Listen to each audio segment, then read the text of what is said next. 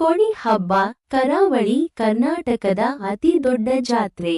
ಇನ್ನೇನು ಕೊಡಿ ಹಬ್ಬ ಹತ್ತಿರದಲ್ಲಿದೆ. ಹಾಗಿದ್ದರೆ ಕೊಡಿ ಹಬ್ಬ ಅಥವಾ ಕೋಟೇಶ್ವರ ಹಬ್ಬದ ಬಗ್ಗೆ ಈ ವಿಡಿಯೋದಲ್ಲಿ ತಿಳಿದುಕೊಳ್ಳೋಣ. ಕೊಡಿ ಹಬ್ಬ ಅಥವಾ ಕೋಟೇಶ್ವರ ಹಬ್ಬ ಕರಾವಳಿ ಕರ್ನಾಟಕದ ಅತಿ ದೊಡ್ಡ ಜಾತ್ರೆಯಾಗಿದೆ. ಉಡುಪಿ ಜಿಲ್ಲೆಯ ಕುಂದಾಪುರ ತಾಲೂಕಿನ ಕೋಟೇಶ್ವರದ ಕೋಟಿಲಿಂಗೇಶ್ವರ ದೇವಸ್ಥಾನವು ಬಹಳ ಪ್ರಸಿದ್ಧವಾದ ದೇವಾಲಯವಾಗಿದೆ. ಇಲ್ಲಿ ಪ್ರತಿ ವರ್ಷ ಕೊಡಿ ಮಾಸದಲ್ಲಿ ನವೆಂಬರ್ ಅಥವಾ ಡಿಸೆಂಬರ್ ಅತ್ಯಂತ ಭವ್ಯವಾದ ಜಾತ್ರೆ ನಡೆಯುತ್ತದೆ. ಕೇವಲ ಉಡುಪಿ ಜಿಲ್ಲೆಯಿಂದ ಮಾತ್ರವಲ್ಲದೆ ದೂರದ ಊರುಗಳಿಂದ ಲಕ್ಷಾಂತರ ಜನರು ಜಾತ್ರೆಗೆ ಆಗಮಿಸುತ್ತಾರೆ.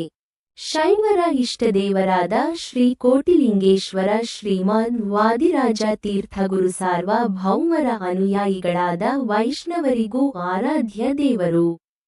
ಶ್ರೀ ಪಾರ್ವತಿದೇವಿ ಸಪ್ತಮಾತೃಕೆಯರು, ಜ್ಯೇಷ್ಠ ಲಕ್ಷ್ಮಿ, ಮಹಿಷಮರ್ಧಿನಿ, ಆದಿಗಣಪತಿ, ಮೂಲೆಗಣಪತಿಯರ ಸಾನ್ನಿಧ್ಯದಿಂದ ಶಾಕ್ತ ಗಣಪತ್ಯರಿಗೂ ಶ್ರದ್ಧಾ ಭಕ್ತಿಯ ಕೇಂದ್ರವಾಗಿದೆ. ಅಪೂರ್ವ ಶಿಲ್ಪಕಲಾ ವೈಭವದ ಗರ್ಭಗುಡಿ, ತೀರ್ಥಮಂಟಪ, ಶಿಲಾಮೂರ್ತಿಗಳು, ಕಾಷ್ಠಶಿಲ್ಪದ ಕಲಾ ಸಾರ್ವಭೌಮತೆಯನ್ನು ಸಾರುವ ಬ್ರಹ್ಮರಥ, ಹಿರಿಮೆಗರಿಮೆಗಳಿಗೆ ಪಾತ್ರವಾದ ಕೋಟಿತೀರ್ಥ ಸರೋವರ, ಶೈವಾಗಮನ ಪದ್ಧತಿಯ ಪೂಜಾ ವಿಧಿಗಳು, ಶಿಷ್ಟಾಚಾರಗಳು, ನಿತ್ಯಾನುಷ್ಠಾನಗಳು, ಸಂವತ್ಸರಾದ್ಯಂತ ಆಚರಿಸುವ ಉತ್ಸವಾದಿಗಳು ಸನಾತನ ಧಾರ್ಮಿಕ ಪರಂಪರೆಯನ್ನು ಪ್ರತಿಬಿಂಬಿಸುತ್ತವೆ. ಕೊಡಿ ಎಂದರೆ ಕಬ್ಬು. ಬಹಳ ಹಿಂದೆ ಬಸ್ರೂರನ್ನು ವಸು ಚಕ್ರವರ್ತಿ ಎಂಬ ರಾಜ ಆಳುತ್ತಿದ್ದ. ಮದುವೆಯಾಗಿ ಬಹಳ ವರ್ಷಗಳಾದರೂ ಮಕ್ಕಳಾಗಿರಲಿಲ್ಲ. ಹಾಗಾಗಿ ಮಕ್ಕಳಾದರೆ ಕೋಟಿಲಿಂಗೇಶ್ವರ ದೇವಸ್ಥಾನವನ್ನು ಕಟ್ಟಿಸಲು ಸಂಕಲ್ಪ ಮಾಡುತ್ತಾರೆ. ಮುಂದೆ ಮಗುವಾದ ನಂತರ ಕೊಟ್ಟ ಮಾತಿನಂತೆ ದೇವಸ್ಥಾನ ಕಟ್ಟುತ್ತಾನೆ. ಆದರೆ ಜಾತ್ರೆಯ ವೇಳೆ ಬ್ರಹ್ಮರಥ ರಥ ಪೂರ್ಣಗೊಂಡಿರಲಿಲ್ಲ. ಹಾಗಾಗಿ ಬಿದಿರು, ಬೆತ್ತದಿಂದ ರಥ ತಯಾರಿಸಿ ಹಬ್ಬ ಆಚರಿಸುತ್ತಾರೆ. ನಂತರದ ವರ್ಷಗಳಲ್ಲಿ ಇಲ್ಲಿಯೂ ಅದನ್ನೇ ಅಭ್ಯಾಸ ಮಾಡಲಾಗಿದೆ. ನವದಂಪತಿಗಳು ಒಂದು ಜೊತೆ ಕಬ್ಬು ತೆಗೆದುಕೊಂಡು ಹೋಗಿ ಪುಷ್ಕರಣಿಯಲ್ಲಿ ಪವಿತ್ರ ಕೊಳ ಸ್ನಾನ ಮಾಡಿ ದೇವರಿಗೆ ಪೂಜೆ ಸಲ್ಲಿಸಿ ಮನೆಗೆ ಕೊಂಡೊಯ್ದರೆ ಸಂತಾನ ಪ್ರಾಪ್ತಿಯಾಗುತ್ತದೆ ಎಂಬುದು ಇಲ್ಲಿನ ಸಂಪ್ರದಾಯ. ಅಂದಿನಿಂದ ಪ್ರತಿ ವರ್ಷ ನವೆಂಬರ್ ಅಥವಾ ಡಿಸೆಂಬರ್ನಲ್ಲಿ ಜಾತ್ರೆ ನಡೆಯುತ್ತದೆ. ಇದನ್ನು ಸಾಮಾನ್ಯವಾಗಿ ಕೊಡಿ ತಿಂಗಳು ಎಂದು ಕರೆಯಲಾಗುತ್ತದೆ. ಹಬ್ಬವನ್ನು ಆಚರಿಸಲು ಲಕ್ಷಾಂತರ ಜನರು ಸೇರುತ್ತಾರೆ. ಉತ್ಸವದ ದಿನ ಬ್ರಹ್ಮರಥವನ್ನು ರಥ ಕೋಟೇಶ್ವರನ ಸುತ್ತಲೂ ಎಳೆಯಲಾಗುತ್ತದೆ ಮತ್ತು ಅನೇಕ ಭಕ್ತರು ಸಾಕ್ಷಿಯಾಗುತ್ತಾರೆ. ನೀವು ಆಹಾರ ಪ್ರಿಯರಾಗಿದ್ದರೆ ನೀವು ಎಲ್ಲಾ ರೀತಿಯ ಬೀಡಿ ಆಹಾರಗಳು, ಚಾಟ್ಗಳು, ಸಿಹಿ ತಿಂಡಿಗಳು ಮತ್ತು ಇನ್ನೂ ಹೆಚ್ಚಿನದನ್ನು ಕಾಣಬಹುದು. ತಾಜಾ ಜಿಲೇಬಿ ಮತ್ತು ತಾಜಾ ಕಬ್ಬಿನ ರಸವನ್ನು ತಯಾರಿಸುವ ಮಳಿಗೆಗಳು ಪ್ರಮುಖ ಆಕರ್ಷಣೆಗಳಾಗಿವೆ. ಅಷ್ಟೇ ಅಲ್ಲ, ವಿವಿಧ ಬಗೆಯ ಐಸ್ ಕ್ರೀಮ್ಗಳು, ತಾಜಾ ಹಣ್ಣಿನ ಜ್ಯೂಸ್ಗಳು, ರುಮಾಲಿ ರೋಟಿ, ಗೋಬಿ ಮಂಚೂರಿಯನ್ ಇತ್ಯಾದಿ ಲೈವ್ ಕೌಂಟರ್ಗಳು ಎಲ್ಲೆಂದರಲ್ಲಿ ಕಂಡುಬರುತ್ತವೆ. ಹುಡುಗಿಯರು ಮತ್ತು ಮಹಿಳೆಯರಿಗೆ ಕೊಡಿ ಹಬ್ಬ ಸ್ಟಾಲ್ಗಳನ್ನು ಸುತ್ತುವುದು ಇನ್ನಿಲ್ಲದ ಸಂತೋಷವಾಗಿದೆ. ಏಕೆಂದರೆ ಅವರು ತಮ್ಮ ನೆಚ್ಚಿನ ಬಳೆಗಳು, ವಿವಿಧ ರೀತಿಯ ಆಭರಣಗಳು, ಬಣ್ಣ ಬಣ್ಣದ ವ್ಯಾನಿಟಿ ಬ್ಯಾಗ್ಗಳು ಮತ್ತು ಬಟ್ಟೆಗಳನ್ನು ಸ್ಟಾಲ್ಗಳಲ್ಲಿ ಅತ್ಯಂತ ಕಡಿಮೆ ಬೆಲೆಯಲ್ಲಿ ಪಡೆಯುತ್ತಾರೆ. ಅದರಲ್ಲೂ ಅಂಗಡಿಯವರೊಂದಿಗೆ ಚೌಕಾಸಿ ಮಾಡಿ ವಸ್ತುಗಳನ್ನು ಖರೀದಿಸುವುದೇ ಒಂದು ಖುಷಿ. ಮೇಳವು ಮಕ್ಕಳಿಗೂ ನೆಚ್ಚಿನ ತಾಣವಾಗಿದೆ. ಅವರು ವಿವಿಧ ರೀತಿಯ ಆಟಿಕೆಗಳು ಮತ್ತು ವರ್ಣರಂಜಿತ ಬಲೂನ್ಗಳನ್ನು ಕೊಳ್ಳುತ್ತಾರೆ.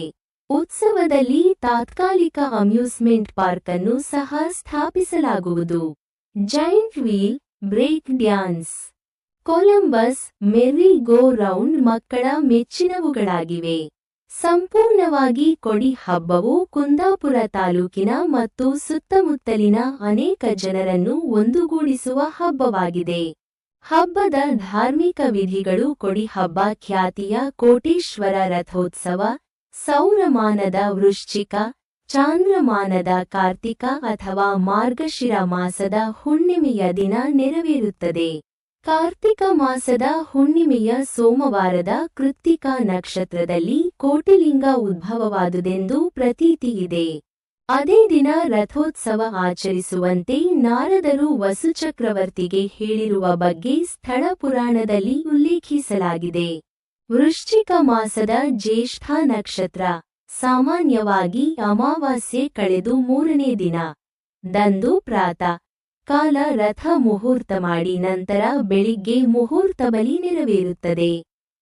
ಅಷ್ಟಮಿಯ ದಿನ ಅಂಕುರಾರೋಹಣ, ಧಾನ್ಯ ಮೊಳಕೆ ಹಾಕುವುದು. ನವಮಿಯ ದಿನ ಬೆಳಿಗ್ಗೆ ಧ್ವಜಾರೋಹಣ, ಗನ ಕಟ್ಟುವುದು. ರಾತ್ರಿ ಕುಂಡಮಂಟಪದಲ್ಲಿ ಪುಣ್ಯಾಹ, ಸಪ್ತಶುದ್ಧಿ ಸ್ನಾನ, ಪ್ರಸಾದ ಶುದ್ಧಿ, ವಾಸ್ತುಹೋಮ, ದಿಶಾಹೋಮ, ಬಿಂಬಶುದ್ಧಿ, ರಜ್ಜು ಬಂಧನ, ಕೌತುಕ ಬಂಧನ ಮಾಡಿ ಜಾತ್ರೆಯ ಅಧಿಕೃತ ಆಮಂತ್ರಣ ಮತ್ತು ದೇವರಿಗೆ ಪ್ರಿಯವಾದ ಬೇರಿತಾಡನ ನೆರವೇರುತ್ತದೆ. ಸಂಜೆ ಉತ್ಸವ ಬಲಿಯಾದ ನಂತರ ಬಿರುದು ಬಾವಲಿಗಳೊಂದಿಗೆ ಮಯೂರ ವಾಹನೋತ್ಸವ ನೆರವೇರುತ್ತದೆ. ಉತ್ಸವದ ಅಂಗವಾಗಿ ದೇವರು ರಥಬೀದಿಯ ಪೂರ್ವ ತುದಿಯಲ್ಲಿರುವ ಬಸವನಗುಡಿಯವರೆಗೆ ಹೋಗಿ ಬರುವುದು ಸಂಪ್ರದಾಯ. ದಶಮಿಯ ದಿನ ಪನ್ನಗ ವಾಹನೋತ್ಸವ. ಏಕಾದಶಿಯಂದು ರಾತ್ರಿ ರಂಗಪೂಜೆ, ಪುಷ್ಪರಥೋತ್ಸವ ನಂತರ ವೃಷಭವಾಹನೋತ್ಸವ. ದ್ವಾದಶಿಯ ದಿನ ಸಂಜೆಯ ಉತ್ಸವದ ನಂತರ ದೇವರು ತೆಂಕಣಕಟ್ಟೆ ಓಲಗಕ್ಕೆ ತೆರಳಿ ಕಾಂತೇಶ್ವರದ ತನಕ ಮರಳಿ ಬಂದ ನಂತರ ರಂಗಪೂಜೆ, ಪುಷ್ಪರಥೋತ್ಸವ ಮತ್ತು ಕುಂಜರ ಸಂಜೆ ಉತ್ಸವ. ಬಡಗಿನ ಕಟ್ಟೆ ಓಲಗ ಕುಂದೇಶ್ವರ ತನಕ ಮರಳಿ ಬಂದ ನಂತರ ರಂಗಪೂಜೆ, ಪುಷ್ಪರಥೋತ್ಸವ ಮತ್ತು ಅಶ್ವವಾಹನೋತ್ಸವ. ಚತುರ್ದಶಿ ದಿನ ಮೂಡಣಕಟ್ಟೆ ಓಲಗ ಕಾಳಾವರ ತನಕ ಮರಳಿ ಬಂದ ನಂತರ ದೊಡ್ಡರಂಗಪೂಜೆ, ಪುಷ್ಪರಥೋತ್ಸವ ಮತ್ತು ಸಿಂಹ ವಾಹನೋತ್ಸವ ನೆರವೇರುತ್ತದೆ. ನಂತರ ಕೋಟಿತೀರ್ಥಕ್ಕೆ ಪವಿತ್ರೋದಕ ಪ್ರೋಕ್ಷಿಸಿದ ನಂತರ ಭಕ್ತರು ತೀರ್ಥ ಸ್ನಾನ ಮಾಡಿ ದೇವರ ದರ್ಶನಕ್ಕಾಗಿ ಬರುತ್ತಾರೆ. ರಥೋತ್ಸವದ ವಿಶೇಷ ಮಹಾಪೂಜೆಯ ನಂತರ ಬೆಳಗ್ಗಿನ ನಿಗದಿತ ಶುಭಮುಹೂರ್ತದಲ್ಲಿ ರಥಾರೋಹಣ ನೆರವೇರುತ್ತದೆ.